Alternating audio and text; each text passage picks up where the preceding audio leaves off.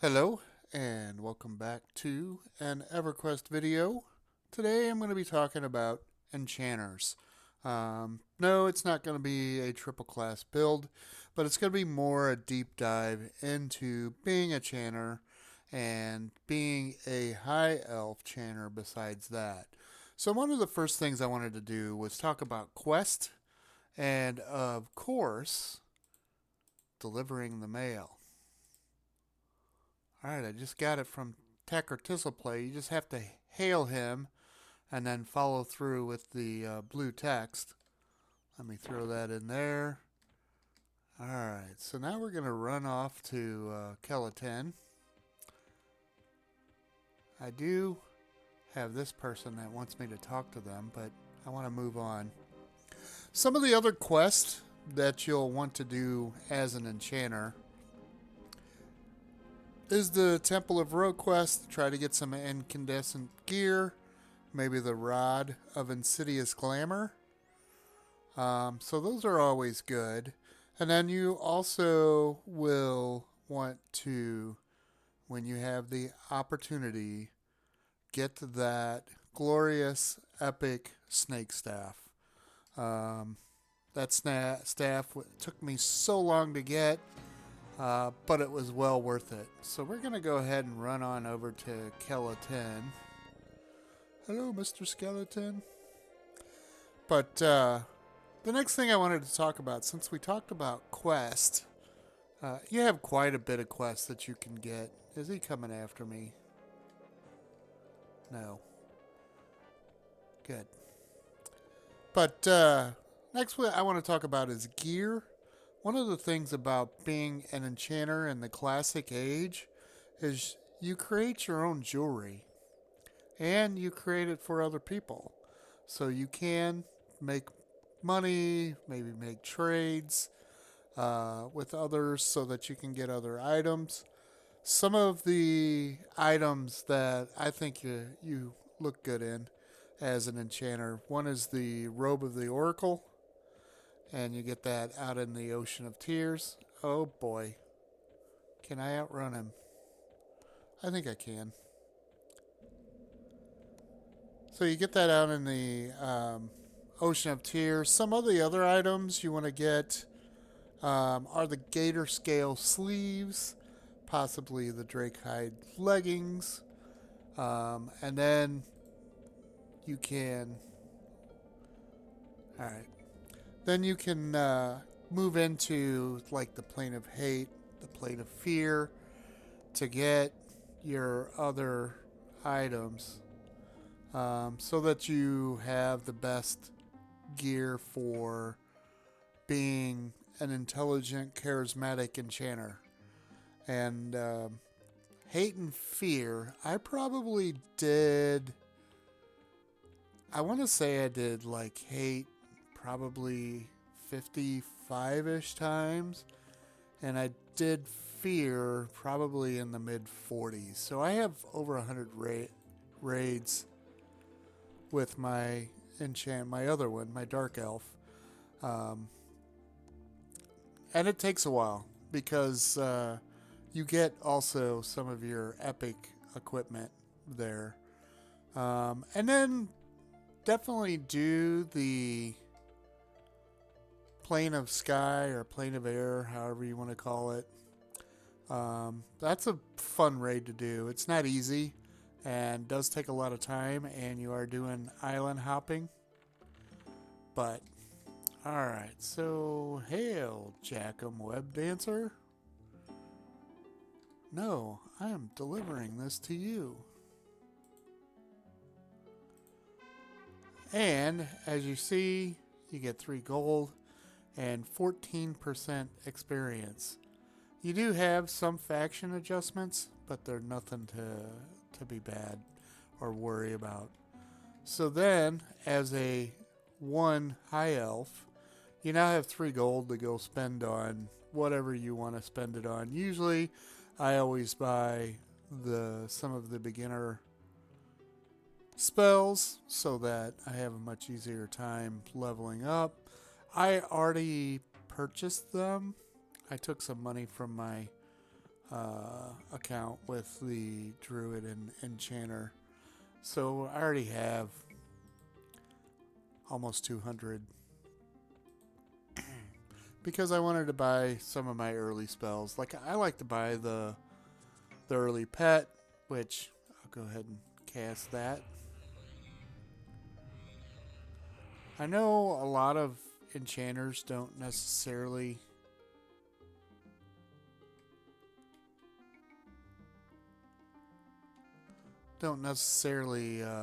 play with the pet early. I always did. And then I should probably give myself some shielding. Alright. Let's see if we run into that Centurion again. Let's move this over here. In a different spot. I'm fine with that. Then we'll kind of go over here and start killing stuff. But I kind of wanted to hit next on my list the different things that enchanters can offer. Ooh, I don't want to deal with that. Some of the different things that an enchanter can offer, first off, is a very fun charm. I personally never charmed a lot. It seems like I was with a mage and a necro a lot of the time, and then maybe 2 necros and a mage, so I didn't really worry about having a pet. I would usually just do the mezzing, the slowing, and keep everybody's mind up to stuff so that we could kill the mobs quickly. And then, of course, anytime we went into a dungeon, then I would make sure and have different spells up that would replace having to be a... I guess I could have cast my damage spell. I guess I will here.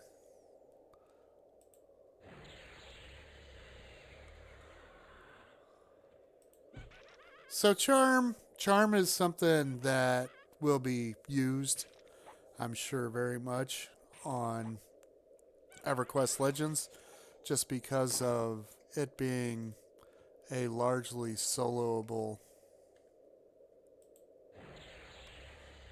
server that you'll want to do that on. So that's going to be one of the positives. Stun, I was probably early 50s and had not done much stunning until I met up with a group and we went into Chardok, and they asked me if I would stun. I said, sure, I can stun. I have these spells, and not saying I never used them before, but I didn't hardly use them. So that whole afternoon, like, I don't know, 4 hours, I spent just stunning, which was totally cool. I thought that was like very fun to do.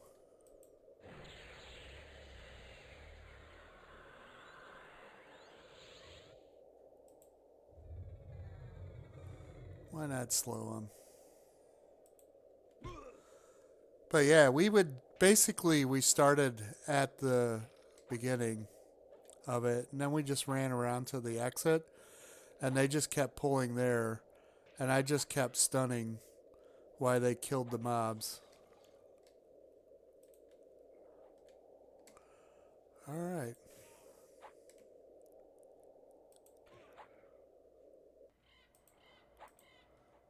How come I can't? Oh, I can't cast. Okay, I'll probably need to run.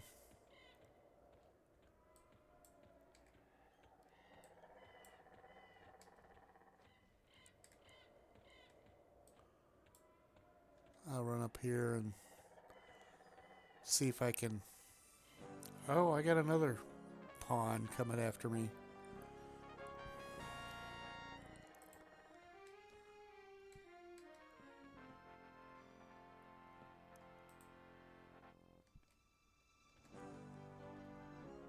All right, boys. Get them. But yeah, I would... that is so weird how they path. Next. Thank you.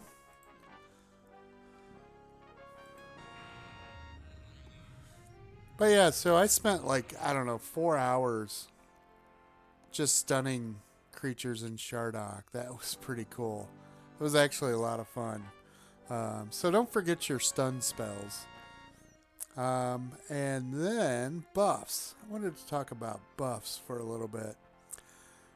The Enchanter line of buffs in Classic is really only topped by Shaman buffs and Bard, maybe situational. But I would still take an Enchanter buff, especially if you have casters in your group, because you have so much mana that is needed, and being able to maintain... Oh, no thank you. And being able to maintain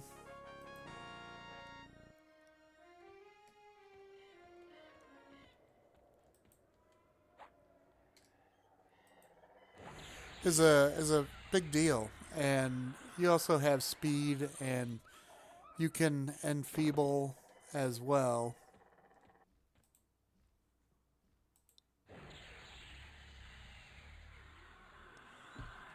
So being a great buffer is going to be a nice thing as an enchanter. So now mezzing. You know, I don't know how this is going to work yet, to be honest with you, because I think you kill things quite quickly. But being a good mezzing player is a big deal. Things I think of whenever I think of mezzing, it's why do my pets keep dying?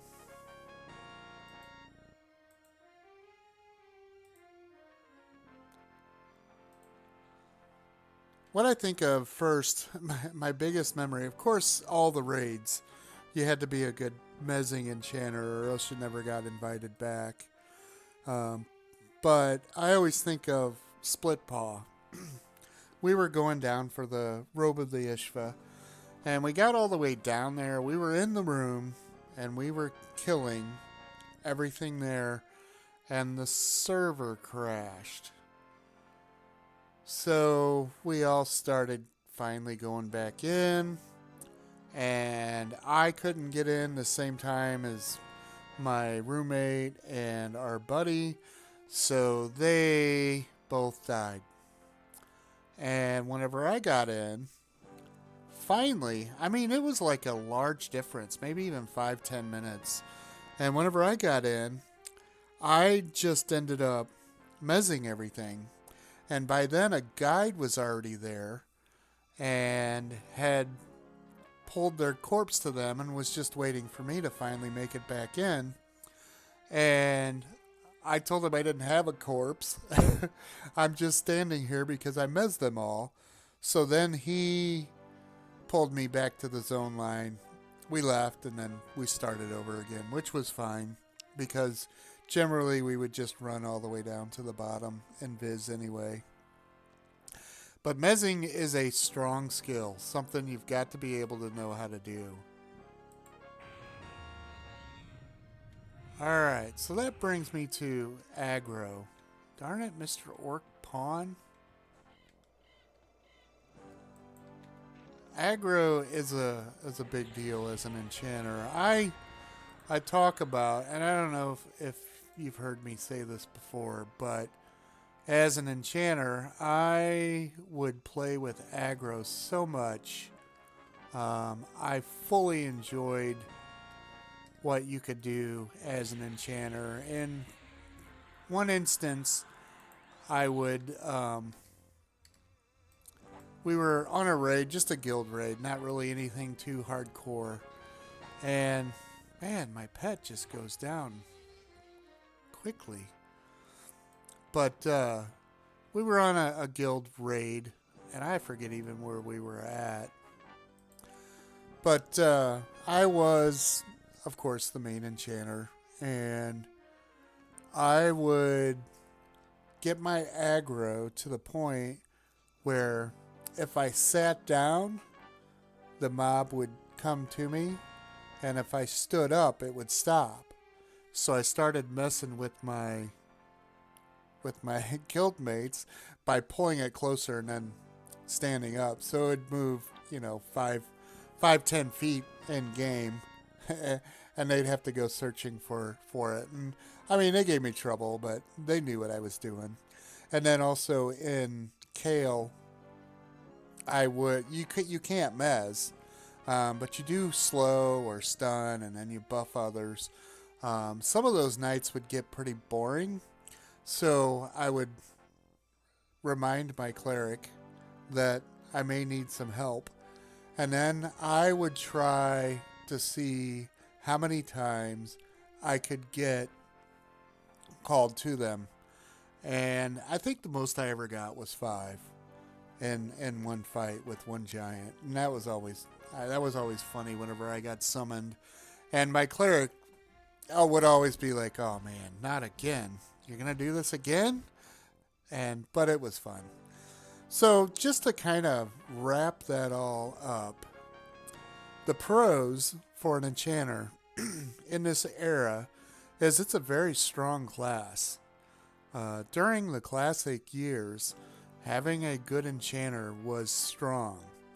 But the con, I'm just not sure how having 3 classes will work with an enchanter. Believe me, I'm going to have an enchanter. But it might limit that strength somewhat. And then once Pop happened on live, the enchanter had very diminished usefulness. No longer really mezzing anything. And it just, that's whenever I started to slowly move away from the game. Oh, what's this? Okay. Well, that's cool. I haven't noticed that before. So yeah, that's gonna do it for my enchanter video. If you have any questions, if you have something to add, please leave me a comment. I appreciate you all very much. Please do me a favor, like and subscribe. And I will see you in Norath. Wait, before I go, one last thing. Don't forget the EverQuest Legends live stream tomorrow. It'll be at 9 a.m. Pacific. That's going to do it. Thank you.